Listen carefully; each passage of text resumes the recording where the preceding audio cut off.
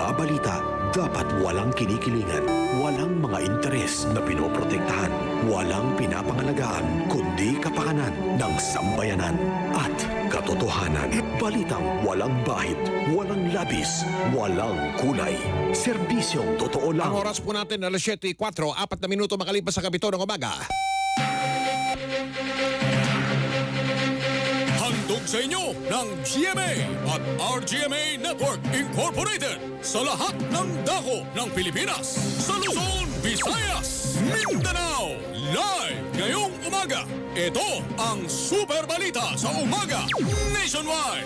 Nag-uulat live mula sa Super Radio DZBB. Narito sina Mike Enriquez at Joel Reyes Sober.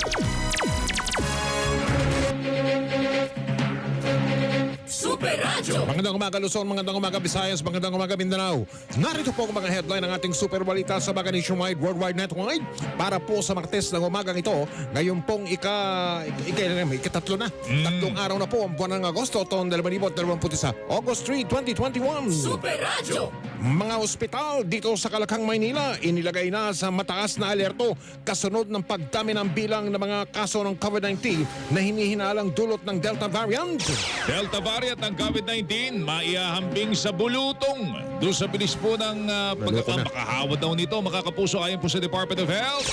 Oras ng curfew sa Calakhang, Maynila itinakda mula alas 8 ng gabi, 8 p.m. alas 8 ng gabi hanggang alas 4 ng madaling araw, 4 a.m. sa oras na ipatupad na ang Enhanced Community Quarantine o ECQ mula sa ika-6 sa darating na Biyernes po yan, ika-6 hanggang ika-20 ng Agosto. Mahigit sa 167,000 manggagawa naharap sa pagkawala na naman ng trabaho o bawas sa sweldo habang ipinatutupad ang ECQ sa Calakhang, Maynila. Pagdasal po natin to mga kapuso at suportahan natin Pilipinang boksingero si Nesty Petecho at tatangkaing makuha ang ikalawang gintong medalya ng Pilipinas sa 2020 Tokyo Olympics. Mga Pilipino na kinabang umano sa mga patayan sa gitna ng madugong kampanya laban sa illegal na droga ayon kay Pangulong Rodrigo Duterte. Mga kumpanya ng langis nagpatupad ng malakihan dagdag presyo sa mga produktong petrolyo. At Octa Research Team inilabas ang resulta ng kanilang survey kaugnay ng Eleksyon 2022. Ito ang Super Balita sa Umaga Nationwide. Bantay Panahon. Meron pong dalawang bagyo tayong binabantayan. Dalawang bagyo pero pareho pong nasa labas pa ng ating teritoryo. Parehong nasa labas ng Philippine Area of Responsibility. Ang isang bagyo ay namataan sa layong 3,245 kilometro sa silangan bahagi ng dulong Hilangan Luzon. Habang ang isa pang bagyo ay nasa layong 920 kilometro sa kanlurang bahagi ng dulong Hilagan Luzon. Samantala, patuloy na umiiral ang hanging habagat sa buong Pilipinas. Dahil sa hanging habagat na yan, patuloy na makakaranas sa mga pagulan sa Rio ng Ilocos, mga isla ng Batanes at Babuyan, at mga lalawigan ng Abra, Apayao, Benguet, Zambales at Bataan. Ang Calakhang, Maynila, Tarlac, Pampanga, Bulacan, Occidental Mindoro, nalalabing bahagi ng Cordillera Administrative Region at Cagayan Valley ay makakaranas ng mga pagulan dulot ng hanging habagat. Bantay Panahon! Kayo'y nakikinig sa Super Balita sa Umaga Nationwide! Bantay COVID-19 sa DZBB. Ang oras po natin mga kapuso ay alas 7:07, radyo na. TV pa. Ito po mga kapuso, kartesiya na. Disiplina pa. Inilagay na sa tinatawag na high alert level o mataas na antas ng alerto ang mga ospital dito sa Calakhang, Maynila. Kasunod ng muling pagdami ng mga kaso ng COVID-19 dahil sa mas nakakahawang Delta variant. Ayon kay Health Undersecretary Leopoldo Vega na siyang pinuno ng One Hospital Command Center, sa mga nakalipas na araw ay nadagdagan ang mga natatanggap nilang tawag mula sa mga pasyenteng tinamaan ng COVID-19 at naghahanap ng mapupuntahang ospital. Kung dati ay nasa 70 tawag na natatanggap kada araw ng One Hospital Command Center, ngayon mula 70 po ito, umabot na po ito sa 200 na tawag. Mahigit sa 100% tinaas, Mike, ha? Doble, mahigit doble kada araw. Itong steady increase na to, kung hindi natin to i-preemptive, parang wala kang preemptive response, baka maunahan na naman tayo. Kung ano pa natin nasa high alert level na mga hospitals with this coming threat. Sinabi ni Vega na ang ilang ospital tulad ng East Avenue Medical Center at Philippine General Hospital ay nasa tinatawag na moderate risk capacity na. Anya, ang pagdami po o pagtaas ng mga kaso ng COVID-19 sa Kalakang, Maynila ay 6 hanggang 7 rehiyon ang dulot ng mas nakakahawang Delta variant ng coronavirus. And tumataas na, umabot na sa mga 53-54%. So steady increase yan. So ang dahilan naman nito is because we've been seeing a number of Delta variants dito sa NCR, pinakamaraming sa NCR, and some 6 to 7 regions.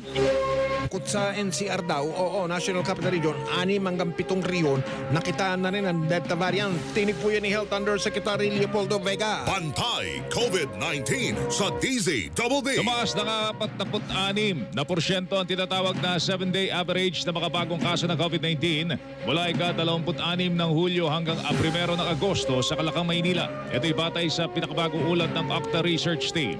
Bukod po dito, muling umakyat ang bilis ng hawaan ng COVID-19 sa Metro Manila at umabot na sa 1.59 ang reproduction number na sinigundahan naman ng Department of Health. We are seeing the increase in the number of cases already, no? In other areas of the country, nakita na natin na talagang tumataas. Sa ngayon po, meron na kaming pinaflag. Kalahati na po ng mga probinsya natin, ng mga highly urbanized cities and independent component cities, kalahati na po sila ay nagpapakita na ng mga pagtaas ng kaso. Tinig po yan ni Health Undersecretary Maria Rosario Vergere. Bantay COVID-19 sa DZDD. May kukumpara sa bulutong ang Delta variant ng COVID-19. Ayon kay Health Undersecretary Maria Rosario Vergere, kung gaano kabilis makahawa ang bulutong, gayon din kabilis makahawa ang Delta variant ng COVID.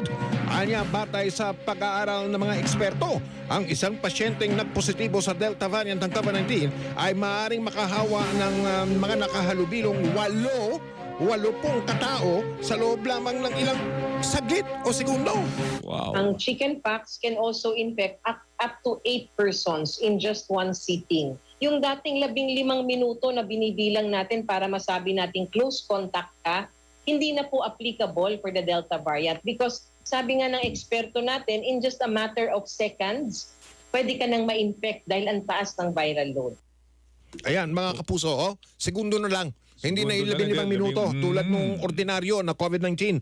Sa gitna ng pagdami ng mga kaso ng Delta variant, nananatiling mas mababa pa sa 2% ang tinatawag na fatality rate o bilang ng mga namamatay sa COVID-19 sa buong bansa.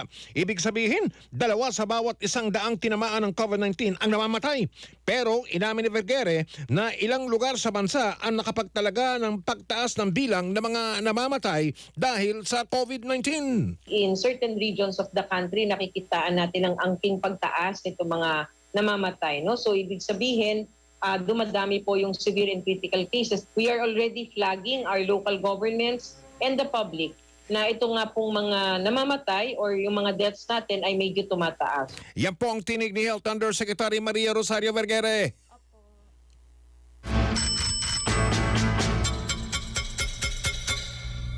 I'm gonna knock on your door, ring on your bell, tap on your window too. If you don't come out tonight when the moon is bright, I'm gonna knock and ring and tap until you do. I'm gonna knock on your door, call out your name, wake up the town, you'll see. I'm gonna knock on your door, ring on your bell, and tap on your window too. Wow, English na English Nanawagan Oh ang my Department of Christ. Health What's sa happening? mga lokal na pamahalaan na katukin ang bahay ng kanilang mga nasasakupan. Kaya ulit mo nga, nanawagan? Nanawagan ng Department of Health sa mga lokal na pamahalaan na katukin ang bahay ng kanilang mga nasasakupan para matuntun yung mga hininalang tinamaan po ng COVID-19. Ayon kay Health Undersecretary Maria Rosario Vergere, sa ganitong paraan ay agad maihiwalay o ma-isolate yung mga hininalang kaso ng COVID-19 at maiwasan po yung hawaan ng sakit. Let us do active case finding. We should not give a chance for this Delta variant na kumalat po sa ating komunidad. And one of the best ways to do that and for us to control transmission magbahay-bahay na po tayo. Hanapin po natin yung mga taong meron ng simptomas. Hindi na po kailangan agad-agad gusto natin kasi i-test tsaka natin i-isolate. Hindi po ganun ang proseso. Isolate first and then test them during isolation. Yun o! Dinig po ni Health Undersecretary Maria Rosario Berhere. I'm gonna knock on your door, ring on your bell, tap on your window too. If you don't come out tonight when the moon is bright, I'm gonna knock and ring and tap May I until come you in? do. Tao po! Gonna knock on your door, Tao po! call out your name. Walang tao Wake rito! up the town, you'll see. Oh, nakalimutan ko. Hindi ka pala tao. Joke lang. Ano rito? Dumangdang nyo. Pakiramdam ng mga nanonood at mga nakikinig. Mga balita dito, araw-araw, ting umaga eh. Puro COVID na lang. Pasensya na po kayo. Talagang ano eh. Mabigat na problema eh. Mga kapuso, nakamamatay. I'm gonna knock on your door, ring on your bell, tap on your window. Kayo'y nakikinig sa Super Balita sa Umaga Nationwide. Ako talaga sagabal sa trabaho natin ng ubo, Mike. Sagabal! Hindi lang trabaho natin. Naman. Kahit anumang trabaho. Sigurado, kahit anong trabaho, sagabal, hassle. Ika nga, yung ubo na yan. Yung tipong gusto mo magsalita tapos uubuhin ka. Minsan Naku po. ang gaspang pa. Minsan may kasama pang plema. Kung makating ubo na may plema ang problema, may RightMed po para dyan. RightMed. RightMed Carbocysteine. Right bed carbocysteine. Naman. Oo, mga kapuso. Yung gamit namin sa bahay, Joel. Naman, Oo, naman, ni Tita naman. Babes. Oo, Pati kami. maasahan eh. Urang senyales pa lang ng ubo, uminom na kayo ng ganyan, ng carbocysteine ng RightMed. Mabuti yung sigurado, lalo na para sa mga nagko-commute o yung mga laging nasa labas ng bahay. Magkano naman yung right bed carbocysteine na yan, Mike? Ang RightMed Carbocysteine, mga kapuso, 500 mg capsule. Ang suggested retail price ay 6 na piso at 50 sentimos. 6.50 kada kapsula. Uy, sulit na sulit ah. Oo naman. Oo, RightMed kasi naniniwala na hindi dapat mahal ang magmahal. Hindi dapat mahal ang magmahal. Pwedeng araw-arawin ang tamang alaga. Iba talaga ang right bed. Tapos may website pa sila. Yung Meron, website. rightbed.com.ph. Pati yung FB page na puntahan nyo. Kung nahiya kayo magtanong, doon kayo pumunta. Marami yung mga libreng artikulo ron para malaman po ninyo paano ba makaiwas sa ubo at iba pang makasakit. Dahil sabi nga nila, may right bed para sa lahat! Pero lagi nating tatandaan, if symptoms persist, consult your doctor. At ang ating pong oras, mga kapuso, saktong alas 7:15, 15 ba 16? Alas 7:16, sakto! 16 na minuto makalipas sa kapitaw ng umaga.